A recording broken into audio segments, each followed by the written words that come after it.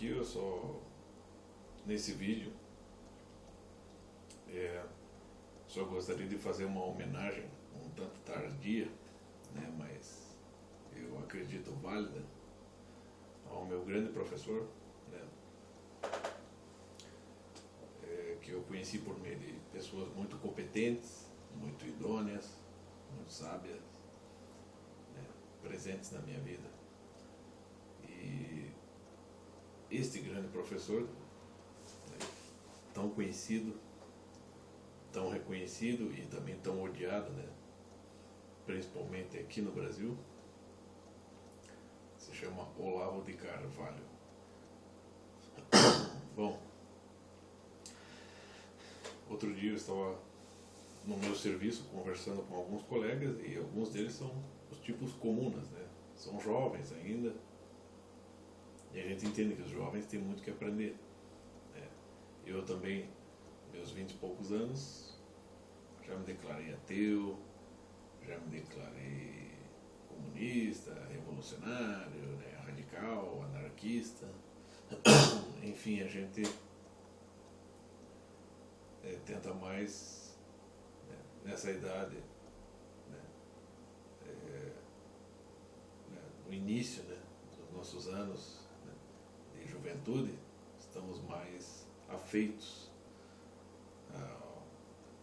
apegados vamos dizer, a ideologias, né, a movimentos, a grupos, né, do que a verdade. E eu conversando com esse meu colega, ele sabendo que eu sou um cara ligado ao Olavo de Carvalho, né, leitor de suas obras, ex-aluno, falou, esse é um ultra conservador de direita. Daí que eu expliquei para ele. Falei, mas meu filho, tu pensa o quê? Que o Olavo nasceu com seus, assim, surgiu por combustão espontânea, assim, um homem com seus 60 e poucos anos, de chapéu, de óculos, né, vamos dizer assim, já um partidário radical da direita conservadora, né, assim, nasceu pronto. Não tem nada nele que haja, assim, não existe uma história, né, de vida ali, né, uma pessoa que nasceu, né, foi bebê, foi criança, né, que viveu uma juventude até bem agitada dentro do Partido Comunista, né, que se tornou estudioso, se tornou um professor, ao longo do tempo desenvolveu uma obra, corrigiu muitas coisas, muitos conceitos, né, dentro do seu universo filosófico, e que hoje está aí um grande filósofo maduro e extremamente competente. Então, e eu sei o que o Olavo de Carvalho ensinou a mim, né? Os instrumentos intelectuais que ele despertou em mim, né? Ele não me despertou simpatia por este ou por aquele movimento, nem por este ou por aquele autor filosófico, né? Longe de ser aquilo que muita gente acusa ele de ser, né? O Olavo, na verdade, ele é especialista em muitas coisas, né? Em filosofia, literatura, psicologia, história, né? Ciências. É claro que ele não está abordando a coisa de uma maneira, vamos dizer assim, específica, rigorosamente específica, mas esse ser rigorosamente específico, em muitos casos, né, torna o sujeito extremamente limitado na sua visão, no seu horizonte de consciência do mundo. E o que o Olavo me ensinou a mim, o que ele despertou em mim os instrumentos intelectuais para buscar a verdade, né? Para que eu, de modo livre, espontâneo e interessado, né, com um amor por aprender, montasse a minha biblioteca, né, com livros que ele indicou e com livros que eu indiquei a mim mesmo. E dentro disso, né, poder usufruir de uma vida de leituras, né, de concentração, de dedicação e de seriedade ao longo do tempo, né, tornando mais sério, mais maduro, mais preocupado com o quê? Com transformar os meus conhecimentos provisórios em conhecimentos, né, mais precisos, ou seja, como ele diz no método dele, né, transformar os conhecimentos racionais em conhecimentos intuitivos. Unidade do conhecimento na unidade da consciência, ou seja, né, uma participação viva no assunto.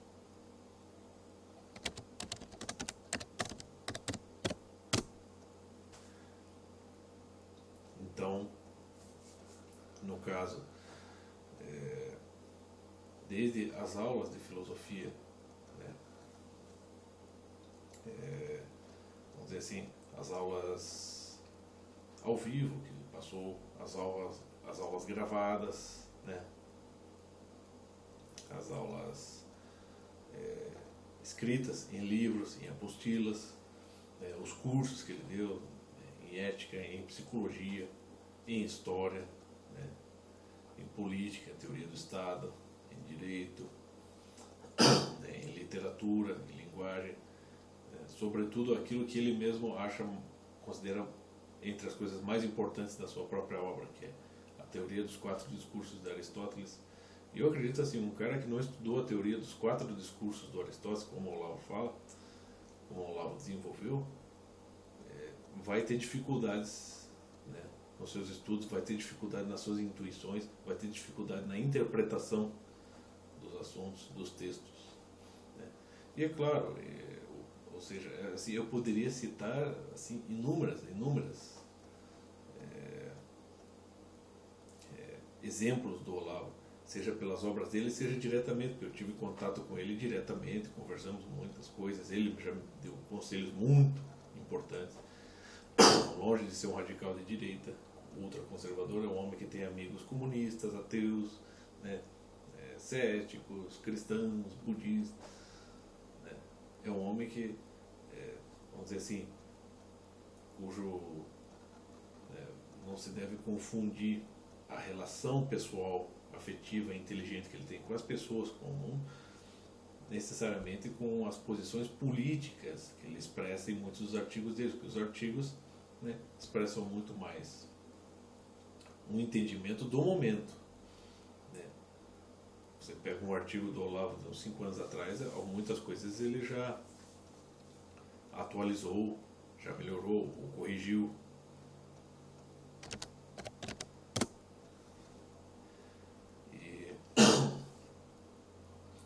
Isso sem contar nos livros que ele escreveu, né. Você tem o Jardim das Aflições, você tem o Imbecil Coletivo, né, Teoria dos 4 Discursos, tem os estudos astrológicos. Essa questão astrológica, poxa, né, quanta gente acusando o Olavo, o astrólogo metido a filósofo. Esse pessoal vive no passado, né.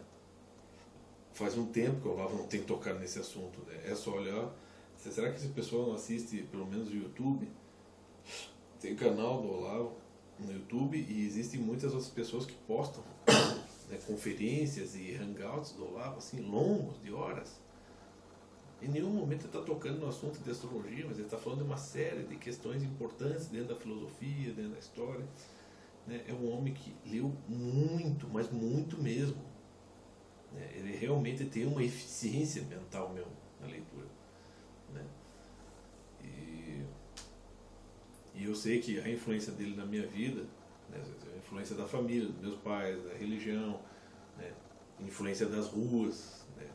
Eu também aprendi com pessoas, com amigos e com a malandragem na rua, tudo isso influencia, né? E com os próprios céticos, com certeza eu sempre tive muita relação também com os anarcopunks, com os metaleiros, e tudo isso aí de certa forma também contribuiu para, vamos dizer, incrementar, vamos dizer, tornar mais variado, mais rico, mais carregado de informações a minha visão de mundo.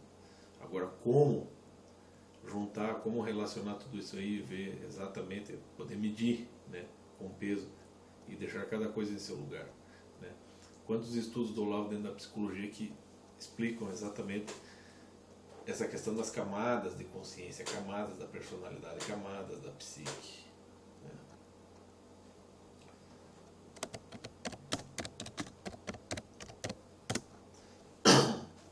Então, a contribuição do Olavo, vou dizer assim, muita gente quer definir a contribuição do Olavo para a cultura. Bom, isso é evidente, é só pegar os livros dele, mas o que eu posso dizer da contribuição dele para a minha vida foi extremamente positiva. Então, ele foi meu professor, mas ele é ainda meu professor, e com muito orgulho. Né? Digo isso aí, não há necessidade de ficar citando detalhes aqui. Né? Pessoalmente, tanto nas obras escritas quanto pessoalmente, né? É um homem que tem muito a dizer. Eu tenho mais divergência com relação àquilo que algumas provocações que ele soltou no Facebook uns 2 anos atrás sobre o rock e o heavy metal. Bom, eu sou um cultor de rock e heavy metal, mas eu posso falar dessa divergência que eu tive, que foi pequena, não foi tanta. Muito do que ele falou realmente é verdadeiro, e a gente tem que admitir. Sendo roqueiros, metaleiros, temos que admitir que realmente ele falou a verdade. Mas em alguns pontos eu discordo e farei um vídeo à parte sobre isso. Mas ele não está exigindo, longe do que as pessoas dizem, né? Até o Reinaldo Azevedo falando, né, que ele só conversa com quem concorda com ele. Não, isso aí não é verdade, né? Porque ele é aberto. Né? O que acontece é que vocês estão num grupo e estão fazendo um diálogo sobre determinado assunto, né, em que ele também não só está liderando o grupo, como ele está, né, dialogando junto com o pessoal.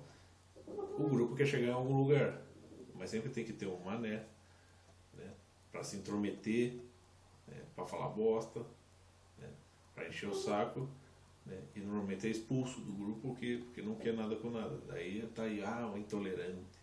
Ou então esses manés que vivem, né, pegando os posts do Olavo no Facebook. Claro, ele vai acertar e vai errar em muitas coisas, como todo ser humano, né? Só que a pessoa que está discordando ali do Olavo, ou está julgando o conjunto da sua obra, né, balizando, né, o julgamento por meio de uma frase, né, do Facebook, e com isso querendo invalidar toda a obra do Olavo, aquela obra que não foi consultada pela pessoa que está julgando, né?